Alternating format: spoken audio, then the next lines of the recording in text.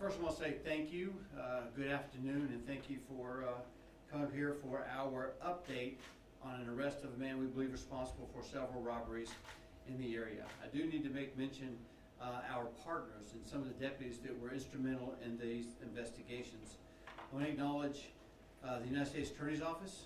I want to acknowledge our local FBI headed by Resident Agent in Charge Anderson, who stands up here with me. Pensacola Police Department, the Florida Department of Law Enforcement, all had a hand in this investigation because it took us some time. We're here to discuss the robberies that have plagued our area for the last couple of months, really, and even longer than that. We'll get to that a little bit later. Recently, we had developed a guy by the name of Deshaun Isaiah Donson. Deshaun Isaiah Donson, who is a convicted felon, as a suspect in a string of these robberies, mostly convenience store type robberies. We were aware of Donson and were conducting surveillance, and we were keeping track of where Donson was coming and going. We have a couple of things we want to show you right now. I'm going to show you the surveillance, if it works right. There you go. This is obviously the inside of the raceway on Airport. And this is actually what took place last night, just before and right at 11 o'clock p.m.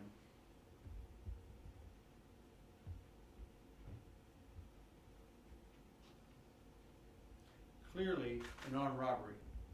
Pistol in his hand, a hoodie, glasses, demands cash. He'll put this cash in a black plastic bag.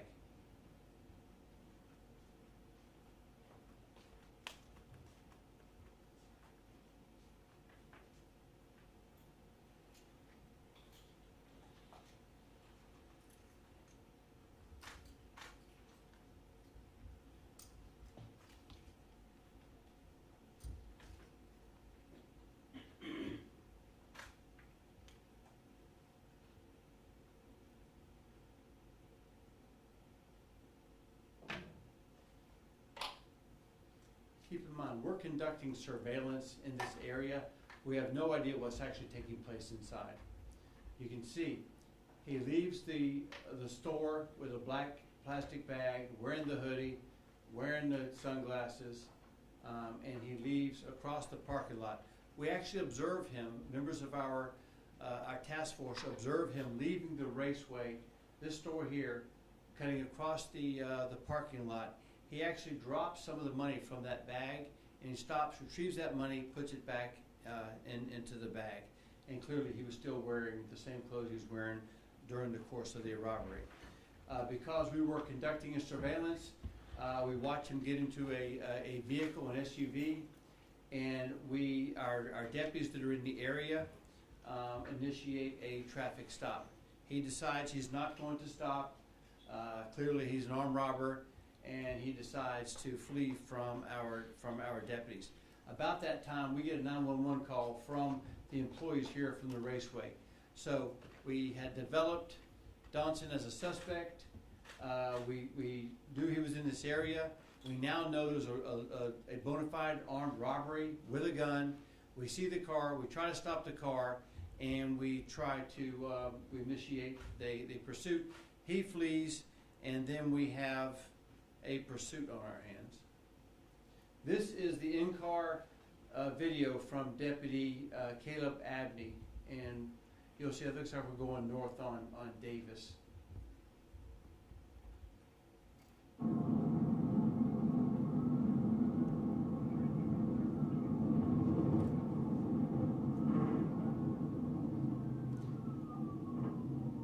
The red car is the car that's the bad guy's in. The car in front of Detective Abney. Pursuing them is Ashley Wallace, one of our investigators. He pulls into the parking lot of West Florida Hospital, thinking he can get away.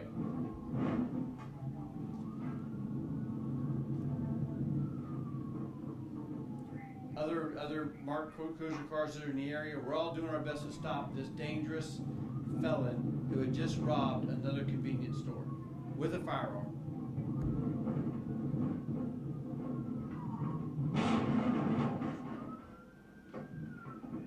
At that point, Detective Abney decided to abruptly end the chase so that we can apprehend the armed robber. Also present was Ashley Wallace, one of our investigators, who you saw in the back there. All right, so this is frozen right at the time that Deputy Abney had enough, and we ended up stopping the armed robber. I do need to mention that Brittany Crawford, one of our investigators, Ashley Wallace, another investigator, John Little, one of our investigators, and obviously Deputy Abney, who was driving this car, played a key role in the apprehension of this dangerous felon. So inside that particular car was a plastic bag full of cash, the cash he stole from the raceway, and also a handgun, the same handgun that he used to rob the store.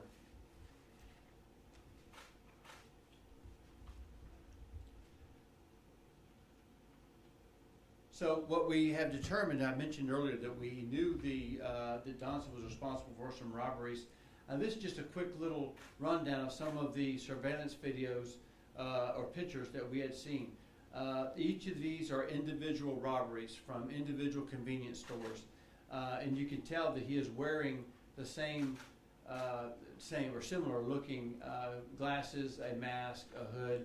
In the second from the left, you see he actually approached an employee from the store who was cleaning up out front at gunpoint, forced her back into the convenience store, and then robbed that store before making his getaway.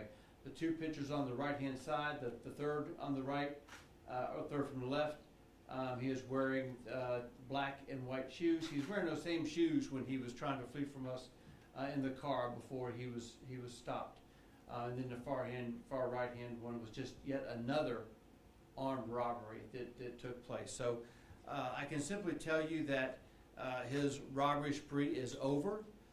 That's what you're going to get if you rob businesses or rob people here in Escambia County. Our deputies are going to do whatever they can to stop you and to stop you as quickly as they possibly can. Keep in mind, they knew that he was a robbery suspect. They knew that he had just robbed someone with a handgun, and they knew he was trying to get away. That's about as dangerous as it gets, and they still put their life on the line and did just a fantastic job of putting a stop to a very dangerous criminal.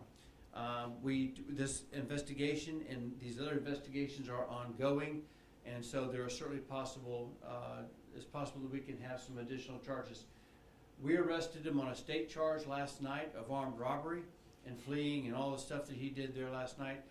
There was also a federal armed robbery warrant on him. That will be processed and served here in the next couple of hours. And then again, the investigation will continue. So again, I want to reiterate how much I appreciate the assistance of ATF and Agent Anderson, how much I appreciate the U.S. Attorney's Office, and they will be here, but they're tied up right now. So with that, this will close this one particular door, but again, the investigation will continue, and I certainly anticipate many more charges on Mr. Donson. Any questions for me or anyone else? Sheriff, do you have an idea of how many possible robberies he may be linked to? Because I know you said that they have been going on for months. Is there an idea of how many? I can tell you a lot. You know what? The investigation continues. We have a number, but some of them are in the city of Pensacola. Some of them we think were committed when he was a juvenile, and so we're still trying to sort through all of that. What we wanted to do is stop him in his tracks, and while I wish that we would have been able to arrest him after just one or two, I think that this goes to show you we don't give up. That our deputies had dogged determination, making sure that we get this person. And I think that again, what you see is 1, 2, 3, 4, 5 agencies, 4 or 5 deputies that are involved in this, and each one decided you're not going to get away. You're not going to get away on my watch. We finally had an opportunity where we saw him leave a store. At the same time, we got a 911 call, so we knew that was it was verified, it was a store. We knew he was armed, and, given the time, 11 o'clock, we were able to chase him a little bit longer, and we're able to, as you can tell, put our lives on the line and stop an armed a felon. How close together were these robberies that was? They spanned, I don't want to get into too many details specifically, but I'll tell you they spanned over 24 and 25, 2024, 2025. There was a brief stop with regards to these robberies, and he did do some time in prison for his role in a homicide from a couple years ago. So he is a convicted felon, bona fide bad guy, and then he did all of these things, not caring about the safety of his community or about anyone else, and stealing from other people. Any other questions do we have here? I don't know if there's anything else that you can maybe walk us through that you're hoping to uncover as this investigation continues. I think a lot of the work is done. I think that we're conducting many search warrants. We did a search warrant on the car itself. What you saw again inside the car was the information, or the money, the guns, the bag, and all that stuff was found in the car. I think now we've got to wrap it up. We have to make sure that we put him at each of the places that we think were robbed. You can tell he tried to cover up pretty well. That's why he was able to get away with it for as long as he was. But once again, good work, detective work, good cooperative law enforcement work has won the day here, and he's going to be in jail hopefully for a long time, if not for the rest of his life. And we're going to continue to update you with regards to where we are in the investigation and how many more charges we'll be able to place on Deshaun Isaiah Donson.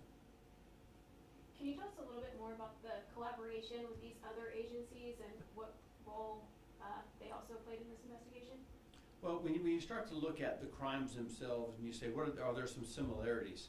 In this case, there's some similarities with cases that happened in Pensacola, city of Pensacola there, and then we always talk with our federal partners. We already had this partnership from way back. So we start having information on somebody, then we talk about that information, and ultimately what that'll do is it'll develop this a pattern and then be a suspect or suspects in many cases. In this particular situation, we identified him as a possible suspect, and then we continue to push forward and investigate and surveil and do a lot of things that pinpointed to exactly what we had on our hands. And then again, working with our federal partners and sharing information and getting some things in line so that we can have an arrest warrant, so that we can have a search warrant, so we can bring state charges or federal charges. We've had many conversations with the U.S. Attorney's Office, many conversations with FDLE and PPD. We're all on the same page here, and we all had a desire to bring him to justice and stop him.